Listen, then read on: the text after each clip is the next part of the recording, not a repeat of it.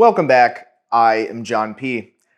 In this video, we are going to be following up from a recently released video that I made where I talked about how Omega unveiled a new technology that is going to theoretically allow their watches to keep even more precise timing. This is the new Omega Spy Rate technology. There'll be a link in the description below where you can catch up on that video. Of course, you can go to the Omega website where you can hear and see more about their technology and exactly what it does. But I was just astounded at the number of questions or comments or even valid points in response to my statements that I made in that video from people in the comments. I thought there were a lot of really great responses, so I do check the comments, and I figured it would be easier just to respond here to these comments and put some additional insight behind maybe some of the things that I've seen or even talked about on this channel in the watch industry and similar scenarios with other types of technologies from other brands where,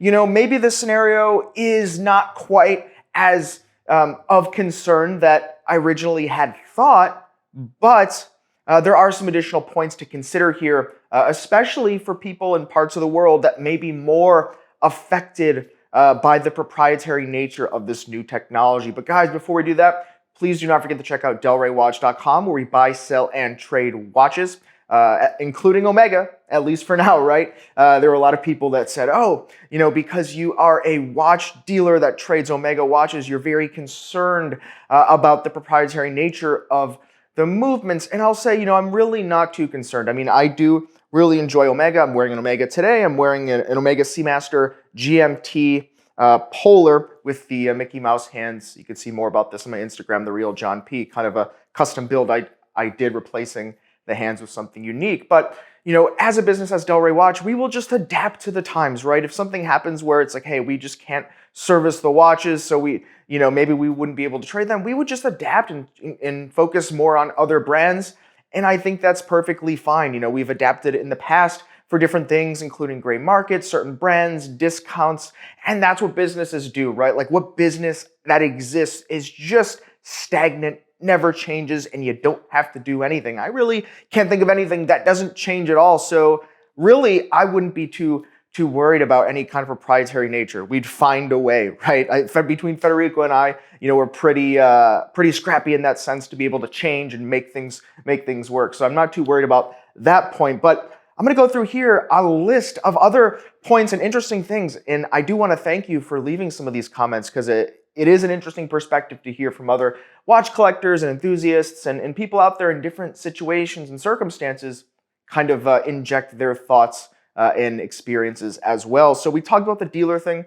I'm really not concerned. Next, there is this issue of this increased accuracy, right? So if you haven't watched the video or you just don't want to, basically this new technology is going to make the movement a little bit more accurate in theory. Omega is going to guarantee it to be within plus 2 seconds per day and a negative of obviously a 0. So there is no negatives, just within plus 2 seconds. But the reality is you can take a $75 STP Ediclone off-the-shelf movement, put it in a watch, and it's probably going to keep about the same time. There are countless $500 watches that we've taken at in our store, and when they go through the process of the inspection and the servicing and all that, and going through that system that we have before we offer the watch for sale, a large chunk of them are keeping kind of that same time. Now, this is not a guarantee, right? This is not a guarantee that a stock movement off the shelf, not COSC certified, is going to be 0 seconds per day, but it's very common. So movements today already have the basic technology, mechanics, and especially the precision of today's engineering to have that possible. Now, Omega is not going to guarantee it because it becomes tedious for them to regulate the watch. So it really begs the question of, whether or not it's the technology that makes it that accurate, because so many watches, if not most of the stock basic watches with no complications, really keep that timing already. And Omega is also not guaranteeing that your watch is going to keep that plus 2 seconds per day forever. They're just saying, hey, this is going to show up on your wrist or at your doorstep, or at least leave the factory keeping that time. So I think that's something to keep in mind, is that's certainly not a forever thing. And a lot of movements off the assembly line keep timing like that. When I do a Seiko video, there's dozens of people that want to say, my Seiko keeps 0 seconds per day. Great. Well, now I'm actually using them to support my point here. It exists. So it's not as novel, in my opinion, that I think that they're leading people on to believe, but still very cool technology nonetheless. There was another point that a lot of people brought up, and it's about the tooling. It's about the key, the potential key, or the hex screwdriver that's used to kind of adjust the tension there on the point where the hairspring is connected to the mechanics of the watch. It has what is seemingly and also described by them as a bit of a key, and it's like, hey, people said that a watchmaker will just use some other type of key or make one, or they'd be available on Alibaba. And I think that is a very valid point. Very valid point is that watchmakers can be crafty, making parts, making tools, sourcing things. So I really did enjoy seeing the few watchmakers chime in the comments below in that, hey, they would be more than excited to make a tool because they've done it in the past and they enjoy it. So I do believe that would be the case. People and watch repair specialists and watchmakers will find a way to be able to make that work. I get it. Now, that being said, this technology is patent pending. Patents are protected by WIPO, the World International Patent Organization, for a period of 20 years. So that takes us, within this 20-year period of where, it's very likely Omega will be able to, service this no problem. But there have been other companies and manufacturers and technologies that have just become deprecated. They've tried it, it didn't catch on, and they put it in the back catalog, and they kind of avoid repairing these things, right? I mean, let's think of some bizarre technologies, like you had, certain Rolex watches, like with the Rolex Oyster Quartz. Rolex, it will still, do their best to repair them depending on the condition. But outside of that, you had these Beta 21 and these various proprietary quartz or quartz type movements that existed from different brands and manufacturers, especially during the quartz crisis era. The brands have just moved away from, they've put them aside, and it can be real hit or miss, especially hearing from collectors that, do get an Oyster Quartz problem where they're missing some piece from some obscure model that didn't catch.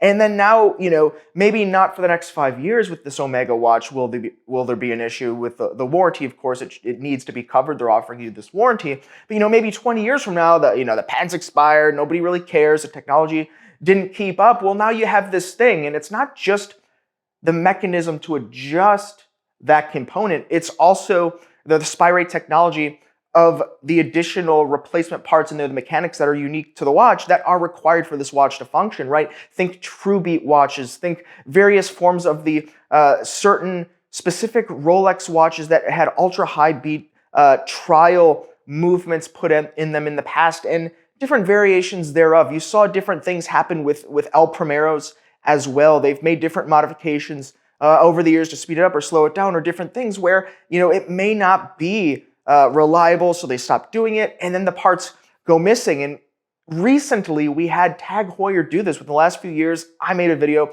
This was called the Tag Heuer Isograph. They use the design today in a variation of, in Octavia, I believe.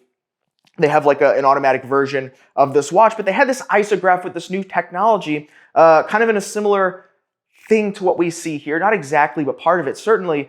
And it shipped, I believe, in the year 2019.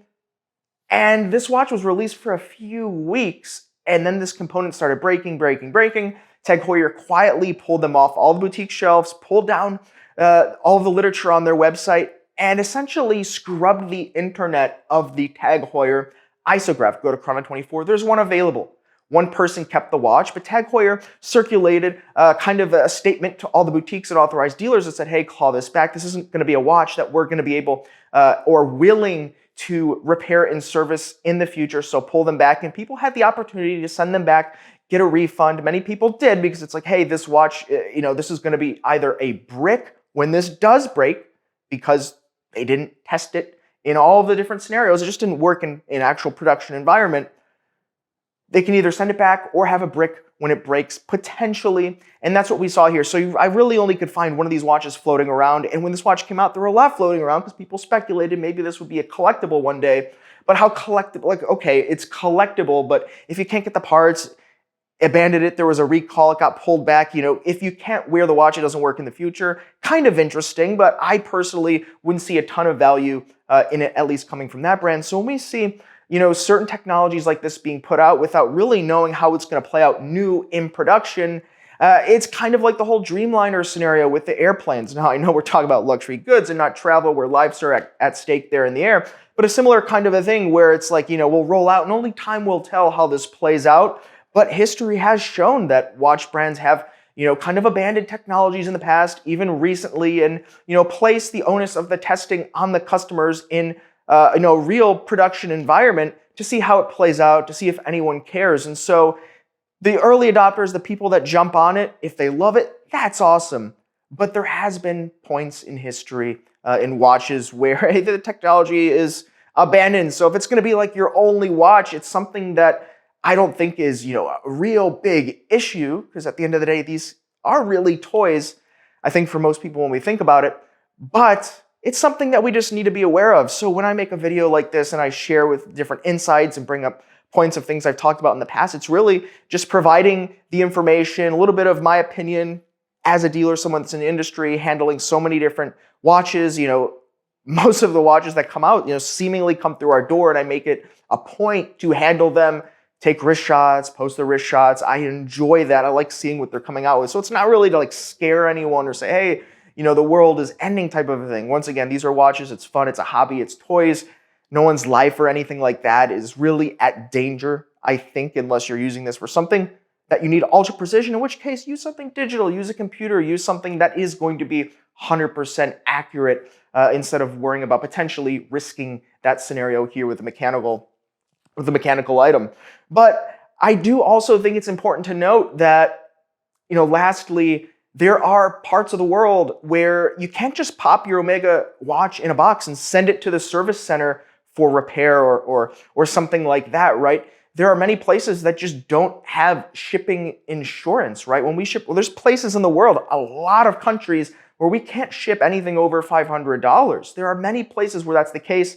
There are many places in the world that are not fortunate enough, unfortunately, to have a very secure shipping network or postal system. And there may be people there that want a nice watch. We don't know everyone's circumstance. So that's something to keep in mind, is that there are places in the world where people rely on third-party service centers to be able to do certain things, basic services, overhauls, without taking that risk. We do hear people that, or they send us an email and they want to have a watch repaired, or they want to buy a watch, or they want to do something, but there is some limitation in their country. So yeah, in the US, okay, we have a warranty. Okay, pop it in a box. It's all protected, insurance. It's a big thing here, but that is not the case everywhere. So sure, for most people, no problem, no issue, whatever, you'll be fine. But there are a lot of people that exist in the world that don't have that privilege. So I think it's something to consider.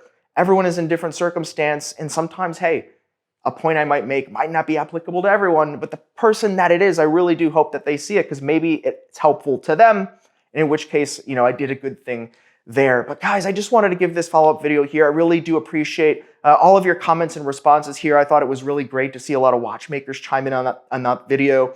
Link in the description below. That was very cool to see kind of the watchmakers make their own tools. I really like that. Guys, always welcome to hear more comments below. I do appreciate it. Make sure to check out delraywatch.com, where we buy, sell, trade watches. And we'll see you next time. You've been chatting with John P.